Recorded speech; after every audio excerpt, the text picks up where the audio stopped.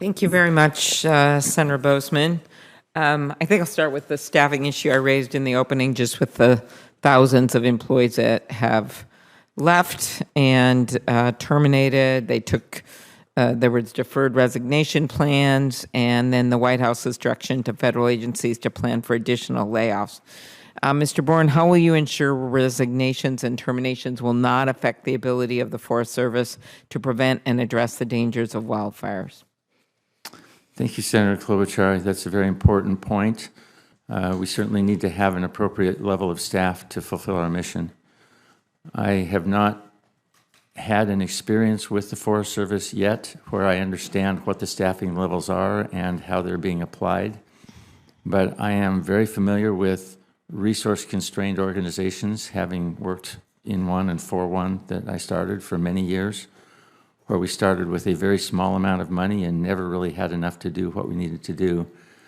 I certainly wouldn't say that that guarantees that I'll be able to figure it out immediately at the Forest Service, but I know that we have to live with the resources that we receive, and we will find a way to do that. Okay. And the President's budget proposes moving wildland fire management outside of the USDA. This is a significant responsibility of the Forest Service that would be transferred to the Department of Interior, and I understand some have questions about the impact on this, on managing wildfire responses. Could you talk about how this proposal could affect the agency's fire mitigation work, like prescribed burns, and how you will work with states, tribes, and employees and other interested parties as this proposal is considered? I have questions as you do. I don't fully understand the proposal and how it's intended to work. I do have a background through my father and through living in Boise, Idaho, and visiting the Interagency Fire Center, and through being a firefighter and working with incident management teams, where it's very clear to me that cooperation with other agencies and other organizations is the way to fight fire. And I'm sure that if this transfer occurs, the Forest Service will still be intimately involved, since that organization is responsible for most of the federal forests and a large chunk of grasslands, and responsible for keeping them in good condition. Exactly. And so, yep. Thank you. That's part of why I'm so worried about this. And thanks for mentioning that, because as you acknowledge here, the Forest Service is charged with managing forests and watersheds, wildlife habitat, and these are responsibilities of the Forest Service. Could you very quickly, because I want to get something else, mention what policies or practices you would promote to balance these multiple uses to ensure the long-term health of forests and grasslands? I'll try to be brief. That's a really big question, Senator. Multiple use is super important. All of the people in America own our forests and grasslands, and they all have different ideas about how they should be used, and we need to find ways to balance all of the uses: recreation, timber production, clean air and water, which sometimes involves non-production in areas, oil and gas and forage. There are lots of things that we need to balance, and we just need to always be mindful of everyone else's position. I find that when we get into negotiation, when I get into negotiation frequently, it's important to learn what the other person wants and not to worry too much about my own personal needs.